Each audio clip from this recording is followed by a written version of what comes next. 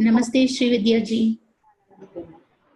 ओम शुक्लां वरदरं विष्णुं शशिवर्णं चतुर्भुजं प्रसन्नवदनं ध्यायेत् सर्वविघ्नोपशान्तये। सरस्वती नमस्तुभ्यं वरदे कामरूपिणि विद्यारम्भं करिष्यामि सिद्धिर्भवतु मे सदा। गुरुर्ब्रह्मा गुरुर्विष्णुः गुरुर्देवो महेश्वरः गुरुः साक्षात् परब्रह्म तस्मै श्री गुरवे नमः। सदाशिवसमारम्भां शङ्कराचार्यमध्यमाम् अस्मदाचार्यपर्यन्तां वन्दे गुरुपरम्पराम्। ॐ सहना भवतु सहनौ भुनक्तु सह वीर्यं करवावहै तेजस्विनावधीतमस्तु मा विद्विषावहै। ॐ शान्ति शान्ति शान्तिः। दयानन्दरूपं मदाचार्यमीडे। So the classes which you are going to see now, it will consist of various subjects because I have not actually planned. To some extent, I have planned what to teach, but if there is any context, I may add more to this. Okay, I have just given the name prayer in general. That's why I didn't specify anything. But definitely, we'll see the purpose of prayer. What is a prayer? Why should we pray? To whom we should pray? And what is karma yoga, all those things we'll see. Okay. So every action, okay, has a purpose. Nobody does an action for the sake of doing an action. By doing a particular action, we get a result. So the purpose of the action is to get a result. That is why everybody indulges in any action for the sake of a desired result. When we sow a seed, generally this example is given for everything, okay? Sowing a seed. Okay? When we sow a seed, the desired result is for it to sprout, the leaves to come out, to grow, and give flowers or fruits. To get those flowers or to get those fruits, a series of action is involved, okay? It is not just we sow the seed. No. With that, everything is not over. So you have to select a good seed. Then you have to set the soil, make the soil ready. Then you have to sow the seed, then water it properly. Then expose it to enough sunlight. Then protect it from the pest. And there shouldn't be too much water also. That also you have to be careful. Then add some fertilizer. So in case you are going out of station, then you have to request somebody, either in your family you have to beg someone or you may have to ask your neighbor, okay, for a favor, isn't it? So this series of actions are involved. It is not that I sow a seed and then everything happens. No. So though at times it is very tiring, I have given a very small example. Okay, sowing the seed is just one example for various actions we perform every day in our day-to-day life. Sometimes it's very tiring, it's very exhausting, it's very painful, it's frustrating. But when you think of the end result, because that is what we want, you feel enthusiastic. You don't mind all this pain. And you put up with all the inconvenience, if there is any inconvenience. Because everybody wants only the result. So your actual interest is only in the result of the action, but not in the actual action for the desired result. So any karma is for the end result. The purpose of an action is for the desired result of the action. It's not that let anything happen, it's okay, I'm not desired. Whatever happens, let it happen. We don't say that. But prayerful attitude is different. But generally when you perform a particular action, you want that particular result, a desired result. Otherwise, nobody will even do action. Sometimes people may say, if I get it, okay. If I don't get it, also it's okay. But you're ready for both the result, right? The result, you're okay with it. So some result is expected.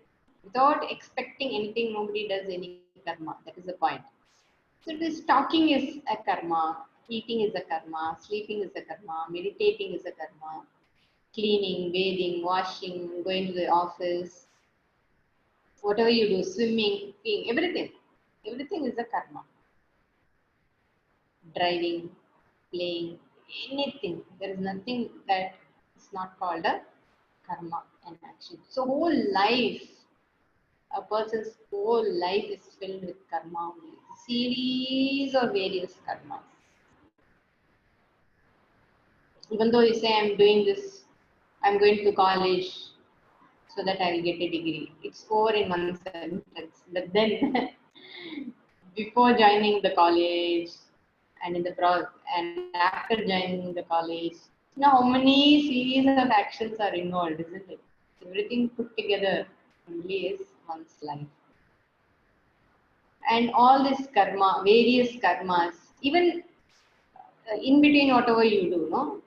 Like even if you say sowing a seed, then I water it. That is a karma. But again, there is an expectation that the plant will grow, you know? Even that, everywhere the expectation is there. There is a result expected. At every point, there is a result expected. So every karma has a purpose. Once, if a person is talking, why does a person talk? It is to communicate in general, okay? To communicate something very purposeful, useful, to communicate your thoughts, what you think about a particular subject or a particular person, your ideas, your opinions, your knowledge, your emotions, anything. It's only to express, to communicate something. And eating is a karma, eating is to pacify one's hunger, to nourish one's body, and reading is to acquire knowledge. In fact, every karma is performed by an individual with an expectation. I keep repeating it again and again if you notice that. Okay. And even if you are performing the same karma, let us say, if you perform same karma, 10 people performing the same karma. For each individual, the expectation of result is different. Okay, let us say somebody is performing the karma of action of eating. Generally, everybody eats to pacify hunger. Somebody is hungry, so if you're hungry, you want to eat. If you're thirsty, you want to drink. But not everybody eats for the sake of pacifying hunger alone. Okay, everybody eats to pacify hunger, but not that alone is not the purpose at times. People eat because something is very tasty. Even when you say, "Oh, enough! I had enough. My stomach is full. I can't take more." Hey, this is mango. This is banganapalli. Oh yeah, is it? Okay, I will have. So somehow you are able to make space for that banganapalli because the taste, even though you are not hungry, the taste, you know, for the sake of taste, you eat. And there are some people for time pass, they don't know what to do. I don't know what to do. Let me eat something. So I have you just keep. You feel so bored. You go here and there in the kitchen. You find something and you just eat. Not because you are hungry, because you don't know what to do. So the purpose of eating there becomes to kill boredom. Sorry. The purpose of eating is to kill.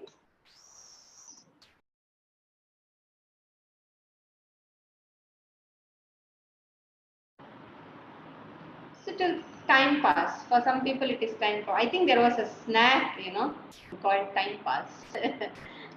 That itself is called as time pass. Eating itself is a time pass for some people. So to kill, and sometimes when a person is very emotional, you know, when somebody is very angry, people eat. Some people eat when they are angry, and some people eat when they are really sad. Sometimes people even make fun of people when they eat when they are in grief. You know?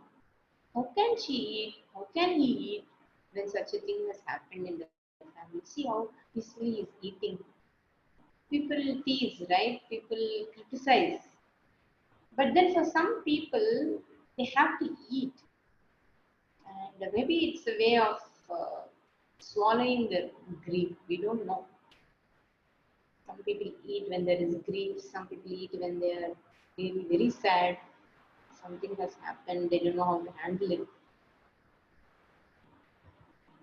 So we should not criticize people when they eat a lot or when they eat when they are really emotionally disturbed, emotionally in pain. You know. Sometimes eating is required. It's sort of protecting oneself from feeling the pain. You know, it's one way of taking care of myself. People do many things when they are angry or in grief, especially if it is eating. I think we have to be kind to them. Sometimes we don't understand, but we need to be more compassionate at that time. People have various different ways of responding to certain situations. So people find a way to deal with emotional pain. Some people keep on walking up and down, you know. They don't know what they're doing. They have to walk. Some people will suddenly go and do some exercise, you know, and they sweat it out. So exercise need not necessarily be to be fit. For some people, exercise is to be fit, and for some people, it's okay, just some time pass also. Suddenly they will go and suddenly they will not go. Sometimes you eat because you don't want to hurt others. You go to somebody's house and they serve, and if you say, I don't want, they feel hurt, so you don't want to hurt them and you eat. Why I am saying all this? Because anything you do, there is a purpose. That's why I am saying all that. The end result is I don't want to hurt them. So you eat. You eat because I don't want to hurt them. That is your result. You don't want to be seen as a person who has hurt somebody. You don't want to carry that guilt. You don't want to be blamed. So you eat to show that you are kind. And then you suffer later. That is different. Or you do so like this for every karma, for eating. Everybody has a reason for the same action, but everybody does it for different results. And similarly, reading need not necessarily mean to acquire knowledge, not necessarily. It could be a time. Again, reading is a time pass. So, and similarly, talking need not necessarily be to communicate or transfer knowledge. Many people talk for various reasons. Most of the people talk simply for the sake of talking because that makes them feel like they exist. You know, people have to keep on talking. Some people. Otherwise, what am I doing? I have to talk. Otherwise, I don't feel like I exist. So they have to talk in order to feel that they are there, or they have to make their presence felt. So they have to talk. But whatever it may be, there is a purpose for every action, every karma. Nobody does karma for the sake of karma, even the smallest thing. Because karma means effort, right? Every karma means effort. Even people who are talking, simply talking, for them also it is an effort. They have to talk, they have to think and talk. Whatever comes to their mind, they have to talk. And they have to remember what they said last time. I'm not talking about any psychological issues, okay? Sometimes people are disturbed. No, I'm not talking about that. Generally, people want to talk or want to do anything. So, a lot of effort is involved in any karma. It could be physical or it could be mental. And you do a particular karma because you want something. You know, something that you don't have right now, and you want to have it later. Like you walk or exercise because you want to be fit, which means you feel that you do not have fitness right now. Okay? And you want that fitness. So something that you do not have right now and you want to acquire it. or you already have it and you want to maintain it, you don't want to lose it. That is the purpose. Or so walking could be for to keep yourself fit, or to lose weight, or to keep your sugar under control. So anything that you do, it's something which you do not have and you want to have it later, the immediate future, or still further, okay, later future, maybe 10 years or 15 years later. So every action is meant to produce a result. To achieve the end result, what should I do? I should employ an appropriate means to achieve that result. Appropriate effort, appropriate prayatna. Prayatna is required. So whatever action I am performing, it is because I have a particular ichcha. Ichcha to have something. Ichcha to have something which I do not have right now. So in order to have that, what I do not have, that is the result, okay, end result. I have to make a effort, prayatna, in keeping with what I want to achieve. If my ichcha is to be able to drive a car, then the appropriate action is to join a driving school. Join a driving school, pay the fees, go to the classes regularly, practice, be committed, and continue to have the same enthusiasm. Even when I fail now and then, never give up. Use my buddhi, be focused, be attentive, be alert, learn the rules of driving, follow the rules of driving, because learning is not enough, you have to follow also. Listen to the instructor's advice and instructions, appear for the test, get the license.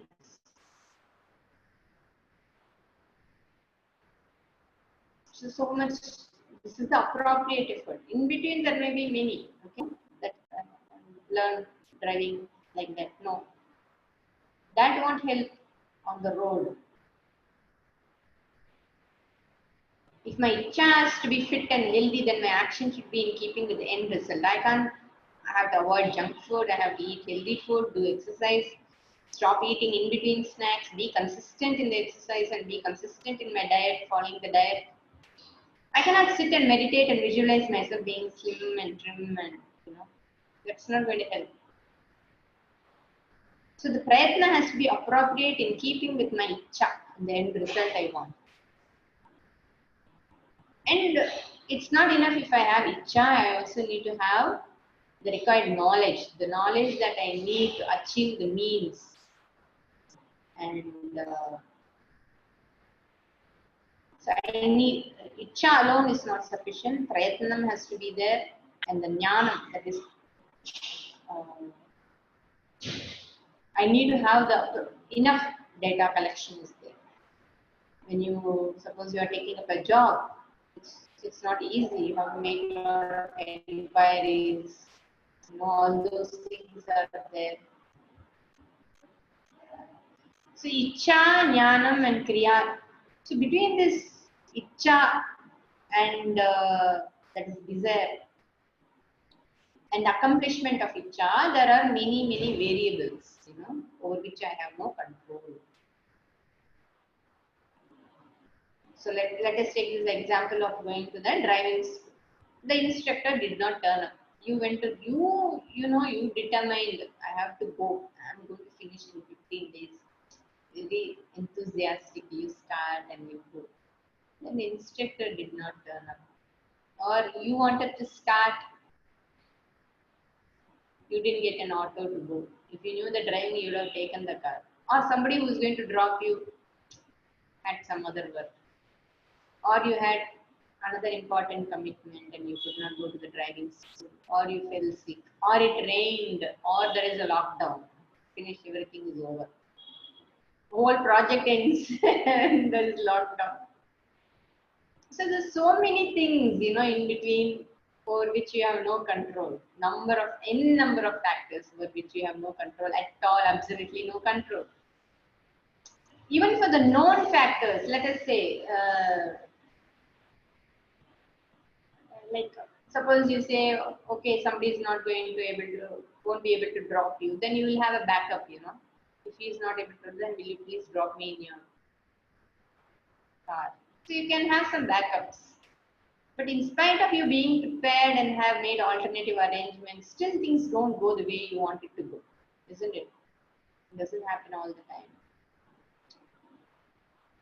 So you are prepared for whatever you expect may go wrong. Okay? Whatever you think, either because of your own experience of the past or because you have somebody else's experiences you have seen, you have learned from their experience. So you are prepared to some extent, like when we go on a vacation or just even we are traveling by car. Even though you know there are restaurants on the way, you always keep water, keep some snacks, prepare something. You are prepared because prepare some food. Okay, what I meant was to prepare some food and carry it with you. You are prepared for many things. What if the restaurant is closed? What if it takes something happens and we are not able to reach on time? What if I get hungry in between? What if I don't get water? And then what if we don't have a petrol bunk on the way? Let us see in whichever petrol bunk comes first. So you're prepared. These are known factors, okay? Certain things which may not go the way I want to, but I am prepared for it. I expect this may happen. But then there are unknown factors, The unknown is greater. I didn't know they will suddenly block the road. You didn't know they will block the road. They will say, okay, go back. No way, you can't enter this way. Something like that. So the known is limited and the unknown is, even known is very, very limited. We do not know much. So in fulfilling and achieving a desired end, there are many, many unknown factors. Even the known is so much, just imagine how much unknown are there. That's why we say there are many a slip between the cup and the lip. So in spite of one's prayatna, in spite of one's efforts, and in spite of waiting for the right time, kala is also very important. Along with prayatna, kala is a very important factor. So when you sow a seed, you have to wait, you have to give enough time. The time factor is there. So the seed doesn't grow immediately. You have to have patience, for it to grow and give the end result. So sometimes, or most of the times, one doesn't get the desired result. So there are people who say that hard work and effort is enough to be successful. Just keep working hard. Do hard work. Be focused. You'll be successful. So if that is true, then all hardworking people should be successful and accomplished and get the result for it. So people go to the same doctor for the same issue and are giving the same medicine. 4 people go to the doctor, 4 diabetic people go to the doctor. And the doctor gives same type of advice and everything. All the patients take the same medicine exactly the way they were instructed, but the result doesn't seem to be the same for all. Even in cooking, you see, like same ingredients, same measurement, same way of preparation, but it comes out differently for different people. Same seed, same soil, same area. In school, nowadays they teach children to grow plants. Be involved with nature and all that. Children sow the seed, but for everyone it doesn't turn out to be the same way. The result seems to be different. Same amount of water, same sunlight, same care, but the results are different for each one. So even for the same karma, what you are doing, first time it comes out to be nice, and the second time the result is different, right? So you have seen this. All these are your experiences. So we see that the results are different for different people and the results are different at different times for the same person. So despite making adequate effort and allowing sufficient time, the result does not always meet my expectations. For all so many karmas that you have done on your life, just see how many times you have really got what you want. With my limited knowledge and limited power, limited shakti, I cannot foresee and make things happen as I want. I can expect. There's nothing wrong. Generally, people say don't expect, you do your duty. Why should you do your duty without any expectation? Everybody will do with an expectation. Nobody does any karma without any expectation. It's impossible to do without any expectation. And Bhagavan never said that in Bhagavad Gita. Bhagavan never said do your duty without any expectation. He never said. So with our limited knowledge and limited Shakti, I cannot foresee many things and make things happen the way I want to. So it only means that there seems to be something else other than Prayatna and Kala. A third factor seems to be there, which we generally call as luck. Okay, people call it as luck. The word luck is generally used in the sense of something happening by chance, something with no logic, something very illogical. No explanation. Without any explanation, something happened. Fluke. Fluke mein hua, they will say. I got it in fluke. Which means effort is not important. Just luck is enough. If you have luck, you will get it. And don't worry about it. You are not lucky. If you are lucky, you will get it. That's all. Which means that no reason at all, for no reason. It is true to an extent that luck, but I mean, true to an extent in the sense your effort is definitely required. It is true. But to say that luck is enough is not correct. To say that effort is not important is incorrect.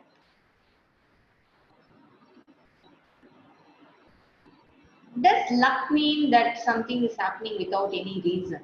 What is this luck? Because when if something pleasant happens, people say, we're lucky, yaar. We're very lucky. Oh, lucky, lucky. If something unpleasant happens, people say, bad luck.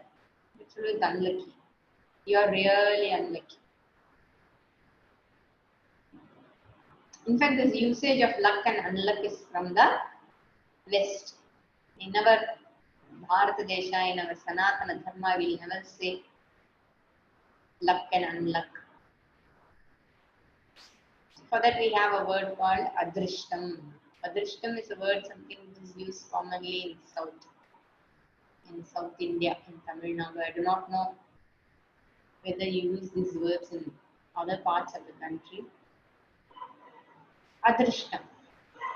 Generally, luck is translated as adrishtam. Actually, adrishtam and luck are not the same.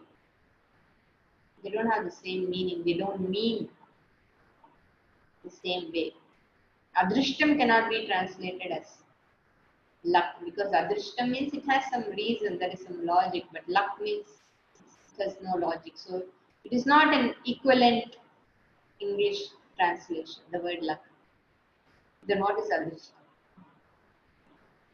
So luck you understood, right? Luck means there is no reason, no explanation is there for something happened. That's why even when somebody does hard work and they will, oh, you were just lucky, so you got the first prize. So they don't want to give the credit to this person's effort, and hard work. You just happen to be lucky, that's all.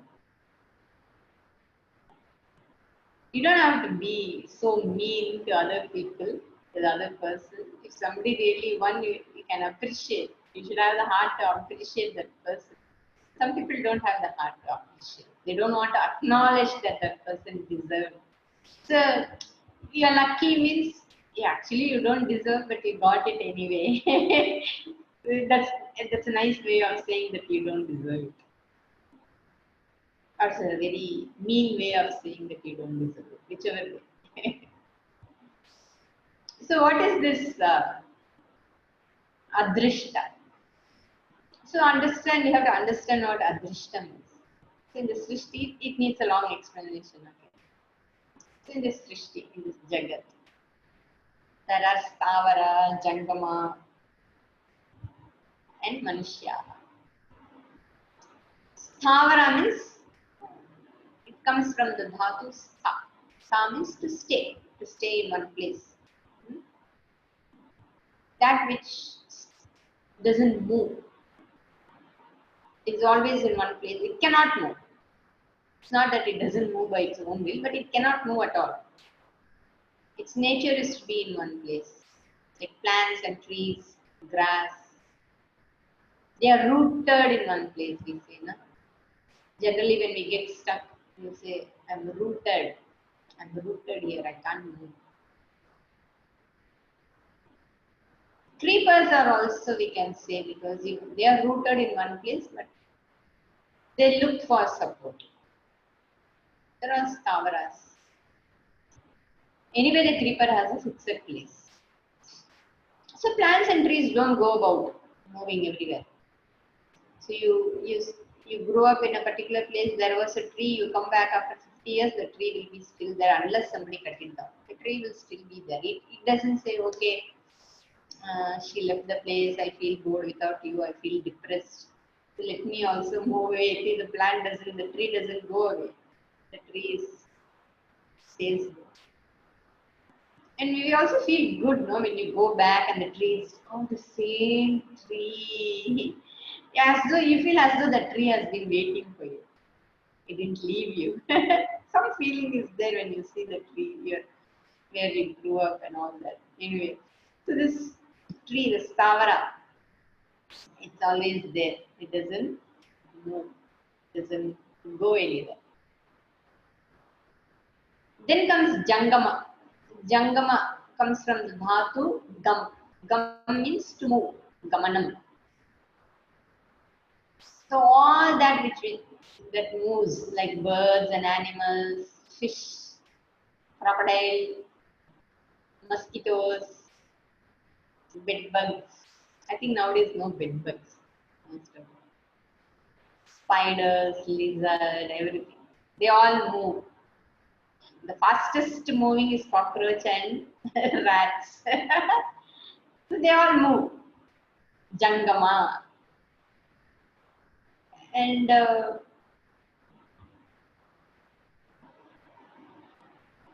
everything. Okay, even a worm, anything that moves. Don't say the plant also moves. It moves because there is Vayu Bhagavan is there and makes that. Leaves. I'm not talking about that type of moving, which can go from one place to the other. That type of moving around. Moving around, okay? Then comes Manushyas, human beings. Human beings also move. Even if in lockdown you can move around inside your house. You're not rooted in one place. Then why not call human beings also as Jangamam? Huh? Why unnecessarily use another word as Manushyas? Because human beings also move, right? We don't call them Jangamam. Why? If anything that moves is Jangama, then human beings also should be included. No, no, no. That can't be. We don't do that. Because even though Stavara, Jangama, and Manushyas are Jivas, you know, Jiva means Jivati, that which lives, that which has prana is Jiva. So Stavara is a Jiva, Jangamam is a Jiva, Manushyas are Jiva. We don't include mountains and other things. Achetana vastus we are not inert objects we are not including. We are only talking about that which has prana. So there is a very, very important difference between Manushyas and other Jivas. What is that difference? What makes the Manushya so special that we give them a special status is because human beings are endowed with free will. Free will which animals don't have. You won't say animals don't have. It is the free will is complete for a human being. For the animals, it is limited. Animals also have free will. What is the free will? The ability to choose, the ability to make a conscious choice is called free will. The ability to do what you like, the ability to not to do, the ability to do something different. To do or not to do, and do something different. If I ask someone to jump, a person may decide to jump, a person may decide not to jump, or a person may decide to run away from there. I don't want to run. What nonsense, what stupid, she's asking me to jump. I'll go away. The person will go away, may leave. Or the person may want to dance. Why jump? I'll dance. They want to give more. So you'll do something different. When you ask a child to eat, huh? The child has a choice to eat, not to eat, or to run around everywhere and make you also run. Because the child has a free will. Everybody has a free will. The child has to study. She has a free will to study, sit and study, or not to study, or go to bed. You say, I'm going to sleep. Something totally different from what the person is supposed to do. Or just take the two-wheeler and go out. So I'm just giving very, very simple examples. Okay.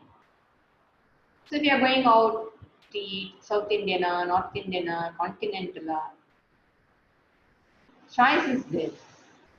Then you can choose whether I should hurt or not to hurt. Can you give one slap or not? Can you decide? You are choosing. Should I or should I not? Should I be kind or can I be rude now or be harsh and firm? Shall I forgive now or shall I not? Everywhere you are making a choice. Every minute, every second you are making. Even while you are sitting in the class, you are making a conscious choice of sitting in the class.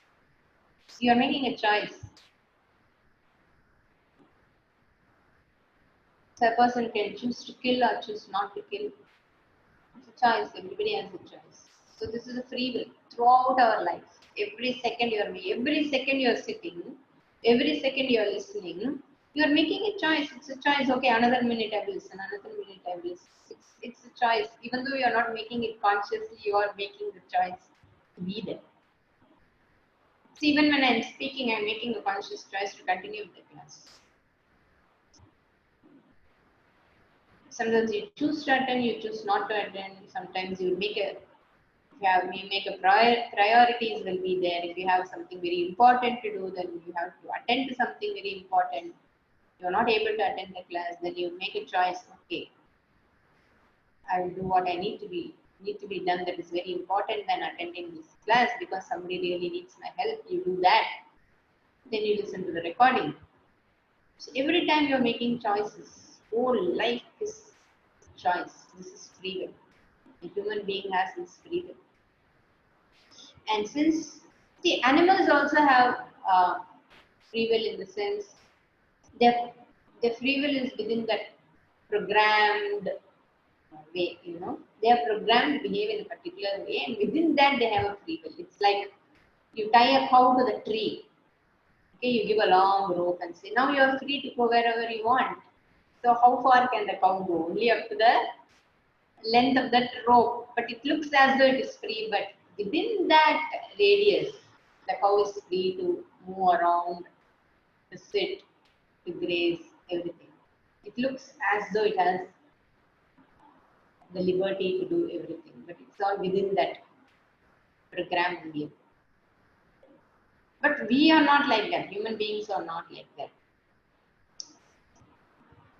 Animals think in a particular way, like they seem to be kind, they choose to bark, they're able to recognize many things. For whatever they have, it's enough for the survival. The choices, the free will the animals have is sufficient for them to survive. That's all. They can't make too much. Like suppose you give a grass, fresh grass to a cow, it will choose that, definitely it will choose a fresh grass instead of this towed, whatever you give, the other thing. Fresh grass is always loved by a cow. And if you have, if you are feeding dogs, let us say, it has a choice, if you give biscuit and somebody is giving something really very delicious, some Thai sadam, maybe some vegetarian dog, it will eat Thai sadam or dosa or idli or parota. So the dog will make a choice. So what it requires at that minute, at that moment, whatever it needs, it will take. That much choice a dog seems to have. It can choose to go here and there, or it chooses to sit in some place. All this, some little bit of free will seems to be there, but it's complete only in a human being. Because animals, if an animal, if a tiger's food is, it has to kill and eat. It doesn't suddenly decide not to be a vegetarian one day. It can't. A tiger cannot choose to be a vegetarian, but a human being can decide to be a vegetarian. A lion or a tiger, these animals which depend on flesh and meat, they cannot suddenly decide to be eating only greens. Similarly, an elephant is programmed, elephant or a cow or a horse, they are programmed to eat uh, vegetables and other things. They don't suddenly uh, decide to eat meat.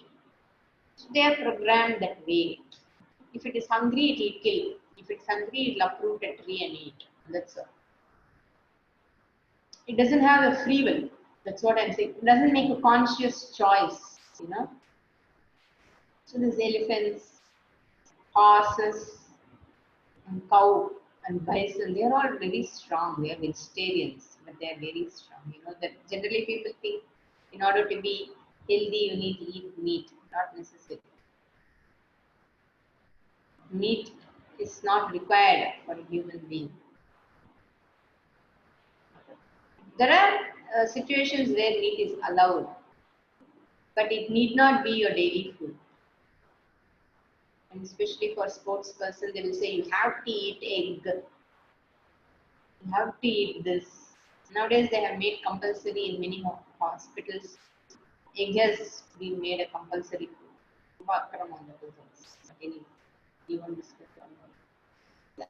The animals seem to have free will, but again, they are programmed. Um, its ability to choose is limited. It's only for survival. Even plants, if you see a coconut tree gives only coconut, it doesn't suddenly choose to give a pumpkin. So grass is programmed to behave in a particular way. So plants, animals, they all seem to have a particular way of behaving and responding to situations. They act, think, behave, respond in a way which we can predict. We can almost predict how they can or how they will respond. Their choices are all within that program. Hence, they are not responsible for their actions and behavior because they are programmed. But human, they make a conscious choice. He or she chooses to be kind, chooses to be rude, chooses to hurt, and a choice is made. In a particular situation, you make many choices. You consciously you think about it and then make a choice. Since we have so many choices to make, there has to be uh, a norm, on which choices are made. Because a human being is capable of being being two extremes. He can be kind, he can even kill. He has the choice. So what we need to have a norm based on which choices are to be made so that the society there can be some harmony in the society. Otherwise, there won't be any peace. If everybody is going to do whatever comes to their mind, then there will be confusion, there will be chaos. There won't be peace in the society. So there is a norm, and that norm is called dharma. And this dharma, human beings are born with this sense of what is right and what is wrong. This knowledge is inbuilt in every human being. And that dharma is called samanya dharma. A samanya dharma means a dharma which everybody knows, need not be taught. Like if I don't like when somebody tells a lie to me. I don't like it. So you also don't like when somebody tells a lie to you. So the other person also doesn't like when somebody tells a lie to that person. So nobody loves to be told a lie to, which means nobody likes lies. So it is samanya dharma. I don't like anybody cheating me. I don't like anybody taking away my possessions. I don't like to be hurt. So it is the same with every individual, and this is nobody taught it. Nobody teaches even a child, like somebody, even a small child. When you go lovingly, it's nice. When you go like this, then it'll start crying because it knows it is not really acceptable. Somebody is trying to hurt me. I don't like to be hurt. I need to defend myself. Even a child, a born child, newly born child, it knows, it can sense danger. It may be helpless in defending itself, that is different, but it can sense, it can definitely sense. And since we are endowed with free will and we make choices consciously, we are also responsible for this consequences of our actions. You know, so we have this dharma, samanya dharma, knowledge, and in spite of it, when I do certain karma, which is not in keeping with dharma, then I become responsible for the consequences of this action. And when I do what needs to be done, what is in keeping with dharma, then I am responsible for the consequences of my own actions. So this sense of right and wrong, generally Puja Swamiji would say a monkey, a monkey which is born. Monkeys live on trees. And this monkey's mother keeps jumping from tree to tree. All the monkeys jump from tree to tree. The baby monkey has to hold on to its mother. It is born and has to hold on to its mother. And the mother is jumping from tree to tree. So just imagine if all the baby monkeys need to be taught to hold on to its mother and the mother is jumping from tree to tree. Most of the monkeys would be dead by now. All baby monkeys will fall and die. Nobody taught the monkey that it has to hold on to its mother. Why? In birth, as it is born, this knowledge is given to the monkey that it has to hold on to its mother. And Swamiji also talks about this tortoise which comes to the ocean bed and then lays its eggs and goes back into the sea. So when the egg hatches, these little babies, they come out. And when they come out, they directly run towards the ocean. How did they know where the ocean is, the direction? It knows exactly where the water is and it knows exactly where to go. No, in fact, the mother lays the eggs and goes. That's all. It will cover with the sand and go away. It doesn't even sit like Kori and all other birds. How did it know? This knowledge is given when it is born. It is born with that knowledge. Similarly, the Samanya Dharma is not something that has to be taught. Samanya Dharma is, we are all born with that knowledge. And that Dharma is the norm based on which we perform our various karmas.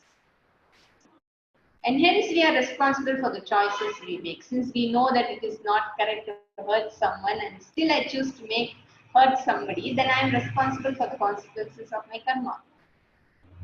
But I have free will to be choose to hurt. Sometimes I need to hurt, right? Sometimes I won't say we need to hurt. Sometimes, even though it is hurting, I need to do certain things. So I know that pain is involved there, but I still choose to do. But then I become very careful there. I know to what extent I can perform that particular action or of speaking or physically doing something. So I'm responsible. I have that buddhi to how far I can go and how much I can do. So again, there is a choice, the choice to be kind and the choice how long I can really put up with this. The choice to forgive and how long I can keep on forgiving. So everywhere we are making choices. So this ability to choose makes a human being a very, very, very responsible person. And we are responsible for the consequences of our action. That is why there is guilt, fear, shame, regret. Why the like all is coming? Why we cry? Why people cry? You do something and you cry. You do something and you are happy. So why is there guilt? Is because I did something I'm not supposed to do. Fear is there because I did something I'm not supposed to do, or something may happen to me. Somebody else is using their free will to hurt me. Even that becomes a source of fearful. Somebody else misusing their free will, somebody else abusing their free will. That is also there. So being responsible for my choices, I'm also responsible for the consequences of my choices. When I do what is right or do what I'm supposed to do, what I need to do in keeping with dharma, I earn something that is called punya. So when I do something which is not in keeping with dharma, which is not right, which is supposed to be avoided, or I fail to do what needs to be done, then I earn papa. So this is called papa punyam. In keeping with dharma, whatever choice I make, I get punyam. In keeping with adharma, whatever choice I make, I get papa. Even if I fail to do dharma also, I earn papa. So this papa punyam is both. We attract papa punyam not only for our physical karma, even for our manasa karma. Even manasa, even in my thought, I wanted to hurt someone. I sit and deliberately visualize hitting someone or hurting someone or destroying somebody. I will incur papa. And if I really, even in my mind, if I wanted to help someone and I regret I couldn't help someone, even that attracts punya. So it doesn't, oh, that's wonderful. I can sit and always imagine helping someone, I will get punya. No, not like that. It's not that every day I sit and serve food, do anadana, meditate, I visualize doing anadana for everyone. No, no, not like that. But the thought of it in a particular moment, that you wanted to help someone, you think good for somebody else, it earns punyam definitely. So my actions, an action which is a choice made with my free will and the consequences that the result of my particular action, both are called karma. Okay, the action is called karma, and the consequences is also called karma. That is papa punya. So we say now, when we say karma, we say my doing, what I did. So punyam is my doing, and papam is also my doing only. So hence the word karma refers to both action and the result of the action, both. Because without action, there wouldn't have been any consequence, right? Hence, we use the same word karma for action and also for the result of the action. This papa punyam is what we call as adrishtam. Okay, this is where we started. What is adrishtam? So the papam is also adrishtam and punyam is also adrishtam. Means the result of my action is not seen. Okay, it's seen and also seen. So this papam and punyam has both drishtam and adrishtapalam. Okay. So what is the drishtapalam? Drishtapalam is when you do something what is you are supposed to do, you feel so good, you feel so peaceful. You feel so fulfilled and complete when you do what is right. You know? Even though you might have lost time or you might have lost and missed an appointment, whatever, but still you feel there's so much of tripti, of fulfillment in doing something. You don't even feel like saying I'm happy. Just some purnatvam seems to be there at that time when you do what you are supposed to do. So that is the immediate result of doing something right. That is punyam. That is drishta punyam. Okay. But that particular karma has an adrishtam also. Adrishtam means an unseen result. Result is not visible, but which may fructify later as a pleasant situation. That is called adrishtam. Okay. Adrishta punyam. And similarly for papam also there is a drishtapalam. The drishtapalam is when you do something wrong, you feel guilty, you feel bad, you feel embarrassed, you feel sad. There is some disturbance in your peace. You know? That is drishtapalam. Kaimel palam we say. Drishtapalam. And adrishtam also is there for papam. Okay, like let us say Swamiji used to say that the drishtapalam, suppose a thief, uh, he gets caught and he goes to the jail. That is his drishtapalam. But it is not over with that. He has an adrishtapalam also. He has the papam of having done a particular karma, of having cheated someone, hurt someone, looted someone, the person's life got destroyed because of this person's action. So that papam will be there for this fellow. So going to the jail is not over. Something else is also there. So that is adrishta papam. So punyam also has adrishtam, papam also has adrishtam. So when you say adrishtam, but generally we say adrishtam only for punya karmas. But actually, like when I get something, you know, adrishtam pa, I really got it. But nobody says adrishtam pa, that's why I fell down and I broke my leg. But actually that is also adrishtam, that is some adrishta papam. So when we say luck and unluck, lucky and unlucky and all that, what we actually mean, what the West means no. The West, in the West they mean something else. They don't mean anything at all. For them it is only something illogical. But for us, it's always better to use duradrishtam. Dur adrishtam. Yeah. We say dur adrishtam. Dur adrishtam is papa. Yeah, correct.